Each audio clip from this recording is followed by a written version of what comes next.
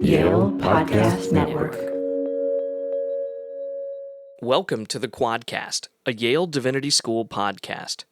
In this episode of the Quadcast, graduate student Emily Judd interviews Yale World Fellow Omar Mohammed, a historian from Mosul, Iraq.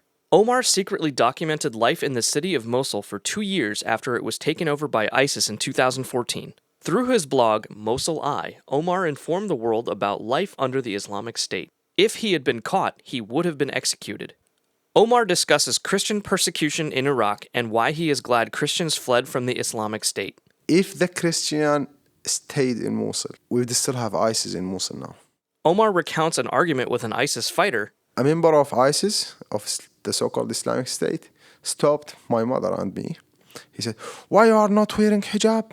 Shame on you. This is against the Sharia law. This is against Islam." And I looked at him and thought, wait. What are you saying? And Omar weighs in on how he thinks Muslims should confront religious extremism. We can't delete stuff from Quran, but there is a possibility to say, well, this verse in Quran against Christian should be just a text. Welcome, Omar, to the podcast today. Thanks so much for coming. Thank you for inviting me, Emily, to this amazing building. Yes. I mean, they certainly should move it to the Midtown. Downtown campus. Yeah. We like it up here. Yeah. It brings people to us. Yeah. But we want to thank you for being part of the Yale community and for being willing to share your experience. The so-called Islamic State, ISIS, took over your hometown of Mosul in June 2014, officially. You were a university professor in the city at the time, and your school was shut down. Can you describe the moment when you decided to start documenting the actions of ISIS in Mosul, which led to you creating the anonymous blog, Mosul Eye?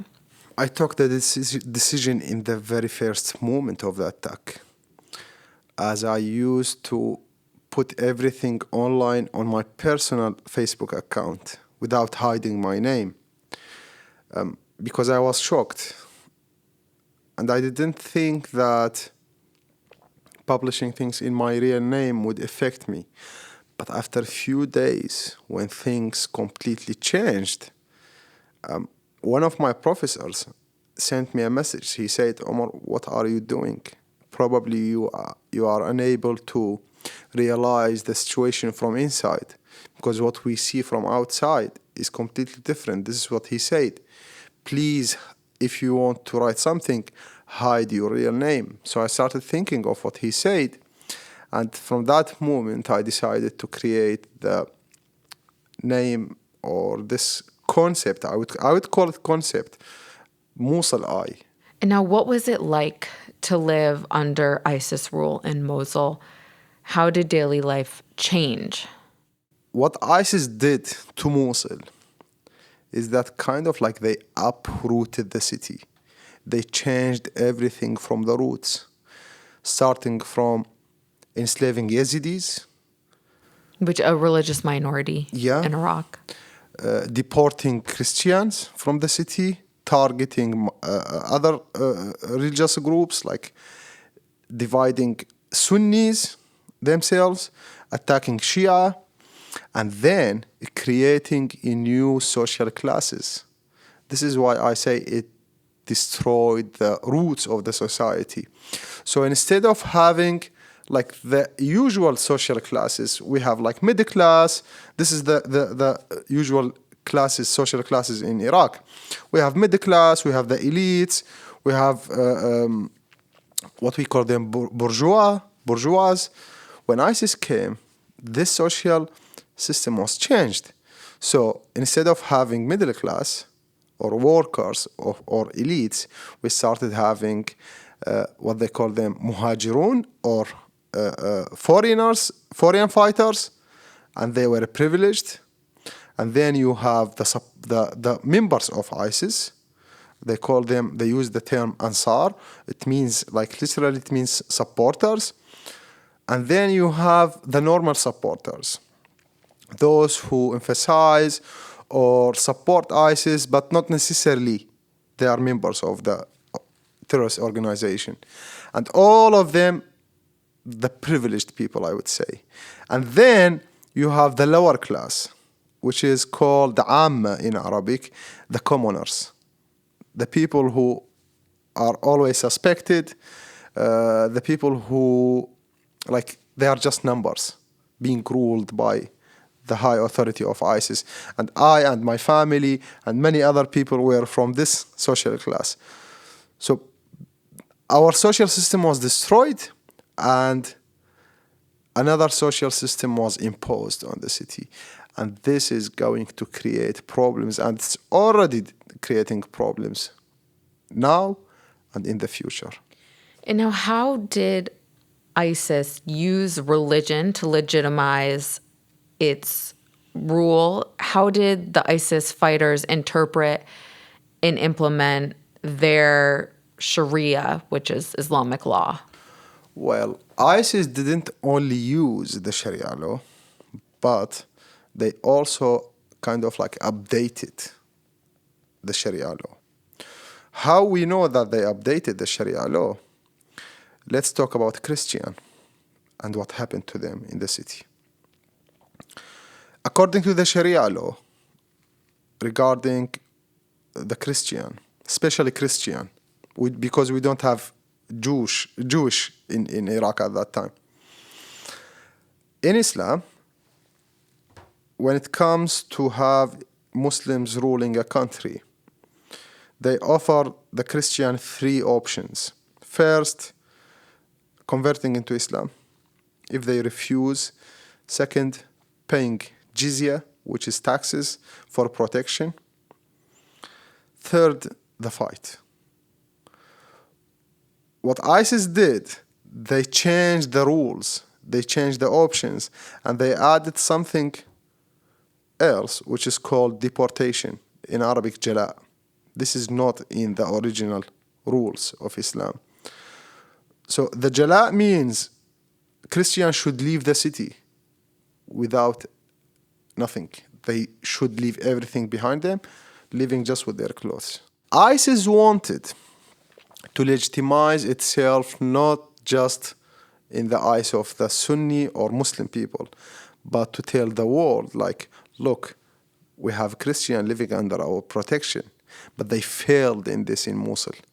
And we are glad that the patriarch, he is now cardinal, his position was upgraded he was appointed as a cardinal by Pope Francis of the Chaldean Church. He said, I still remember this, it was 17th of July, I think. He told all the Christians, leave now. If the Christian stayed in Mosul, if ISIS managed to impose its jizya option or tax option, we would still have ISIS in Mosul now. Because the problem is, that's why Islam is kind of like critical, and there are some sensitive issues. When you have a Christian living under the protection of ISIS, it's gonna legitimize their whole idea by connecting themselves to the early Islam. So no one will have reason to say like no to ISIS. They will say, look, they are protecting non-Muslims. But we are glad that this didn't happen. And they, as I said, they updated this pact and they added the fourth option, which is deportation. And you tell a story about how you actually knew more about the religion of Islam than the so-called Islamic soldiers. Yeah. The story of them trying to enforce your mother to wear the hijab, the head covering, when the religious law actually exempts her because of her age. Can you tell that story again? How did you school the ISIS religious police? This is one of the funniest stories in the dark age, I would call it. Like, I was walking in the street with my mother, because this is what I used to do, taking my mother with me as kind of like protection.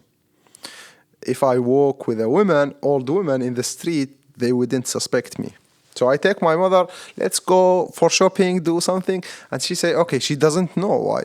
but she Because she had no idea that you were the anonymous blogger. She had no idea. She didn't know. So we were walking.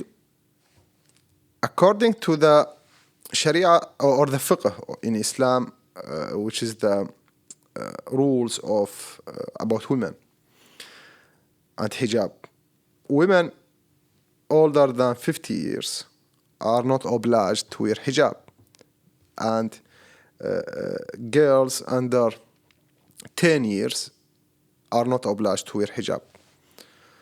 So my mother is older than 50 years. She's 50, she was 58 at that time. A member of ISIS, of the so-called Islamic State, stopped my mother and me. He said, "Why you are not wearing hijab? Shame on you. This is against the Sharia law. This is against Islam." And I looked at him. I thought, wait. What are you saying? He said, "Yeah, why she is not wearing hijab?" I told him, "Are you sure you are a member of the Islamic State?" He said, "Yes." I told him, "Are you sure you are representing the so-called Caliph al-Baghdadi? You are representing the Islamic State here? Wow, this is like really funny, because if someone like you have no knowledge about Islam representing Islamic State, it means like this is going to like make a real problem. Who is your leader?" He said, "Why you are asking this? No, tell me, who is your leader?" I kind of like tried to show him, to give him the feeling that I am a member of ISIS. Then he said, "Why?" I told him, "Didn't you know that there was a proverb a saying of the Prophet, it's called hadith in Arabic, saying that women older than 50 years are not obliged to wear hijab?" He said, "No, I didn't know." I said, "This is like going to make more troubles. How you say you don't know? How you don't know your religion?" And he was like so afraid. My mother, she was telling me, "Omar, what are you saying? What are you doing?" I told him, "Just give me some time."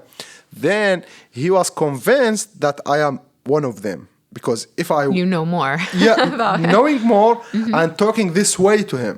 And he said, "I told him I will report you."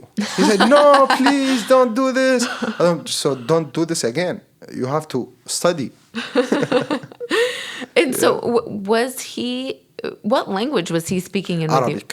So most of the soldiers, where were they from? We have about 70% of the fighters were locals, simply from Iraq. 20% of them were foreigners, because when we say foreigners, we refer to the non-Arab fighters. We refer to the Arabs as Arabs, like from Tunisia, from the Arab world. About 10%, probably more, but the majority were Iraqis. Did you ever meet any American? I mean, there was someone who claimed that he's American. He was African American. He claimed that he studied law at Harvard. Yeah, I didn't believe him, but he was black American, African American. He was working at the hospital. Yeah, I talked to him once. I told him I was shocked with what he said. I told him, "What brought you here?" He said, "It's the duty of Islam." I mean, I said, "Come on, I mean." And so did he encounter this through the internet? Because you used the internet to combat religious extremism, ISIS, but the internet also served ISIS, Of course, as they spread their online propaganda. Now, how do you think, are there ways that we can use technology to prevent ISIS from spreading this propaganda? it's a bit difficult, to be honest, but working on social media, especially, like it's getting out of control. Like Twitter, Facebook, ISIS is there. ISIS is now an online caliphate. They are not like as strong as they were, but they still have space on the social media and in the dark internet. The good way of, or the best solution to combat ISIS online is to put more knowledge and to target the youth in their language, especially in Middle East, like the Arabic-speaking people. Talking to them in their language, showing them the peaceful aspects of their religion and working on this diversity. The diversity is the key solution. So last year, ISIS was defeated in Mosul. Do you feel that ISIS is truly defeated? I mean, they say it was defeated. But let's talk about this definition of defeating or victory. Would the victory only be on the ground, like defeating them in terms of like military or fight? No, it's not like this. They just killed hundreds or thousands of them, but the ideology is still there. The roots of the problem is still there.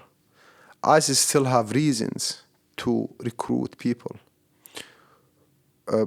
I am afraid that the coalition have worked more on military and ignored the real problems, which is the societies, the religion itself. I am as a citizen of Mosul, and I come from a Muslim society, from a Muslim family. I have always been living in a Muslim environment, Islamic environment. I am afraid that we still don't have the capacity, like within Islam, to combat ISIS. Because we in somehow share many things with ISIS. Like what? Like caliphate, for example. Muslims are still waiting for the caliphate. They just didn't follow this caliphate or ISIS, because they thought it was a Western conspiracy. ISIS was made up by A Western conspiracy? Really? Wow. Yeah, as ISIS was made up by some Western countries just to target Muslims. We still do not acknowledge the problems we have. So it's not easy to say ISIS was defeated. So do you think that these challenges have to be dealt with within the religion, or can people, can this be kind of like an interfaith work? I mean, the interfaith didn't work. I have seen many conferences of the interfaith. They talk peacefully in the conferences. They offer like nice stuff. They talk to each other from different religions. But did they ever acknowledge something about Islam? Like we still teach our children that Christians are not going to be in the paradise. And we still teach our children that there is a battle is coming between Muslims and Jewish. We still teach our children that there is a caliphate is coming. We still teach many things in our schools. I don't know, like even in somehow like so-called secular countries in Middle East, Muslim countries, they are still teaching this. Look at Afghanistan. Look at Pakistan. This is being like taught in everywhere in the Islamic world. So it doesn't make sense fighting against ISIS and teaching their rules. I mean, and asking people to combat ISIS at the end. It doesn't make sense. We have first to acknowledge the problems. We say we have real problem with our text. We have real problem with our history. We have a real problem and a conflict over the authority of Islam. And then when we talk to Christian, for example, first we can't stop Quran. We can't delete stuff from Quran. But there is a possibility to say, well, this verse in Quran against Christian should be just a text. just a text, and not to be taught in the schools. Only those who have enough knowledge and can understand this, studying Quran, just like what happened. Like I always like go back to Nordica, the one who wrote the historian and professor, the German professor who wrote the history of Quran.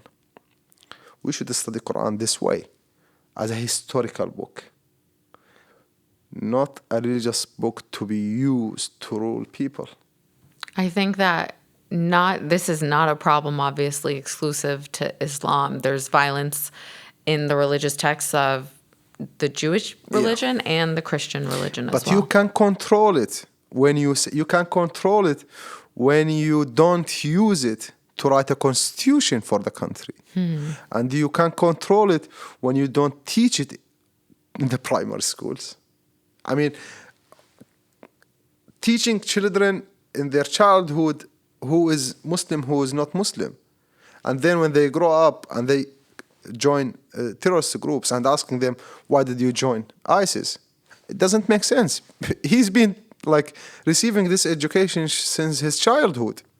How do you want him to stop doing this now? Sometimes people are trying to say, Islam has nothing to do with this. We are doing much more problems when we say this. We should acknowledge the problems. Islam has to do with this because it opened the door to the interpretation.